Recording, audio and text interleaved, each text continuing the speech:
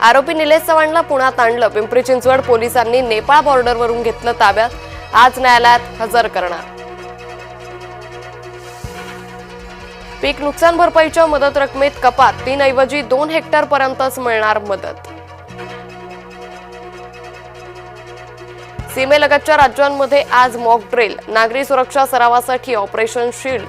संध्याकाळी उशिरा ब्लॅकआउट लागू होणार.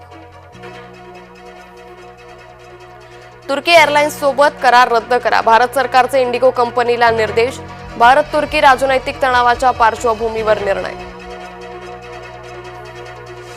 रामदेव बाबांची पतंजली कंपनी पुन्हा कायद्याच्या कचाट्यात. संशयास्पद आर्थिक व्यवहारांबाबत कंपनीला नोटीस. नोटीसीला उत्तर देण्यासाठी 2 महिन्यांची मुदत.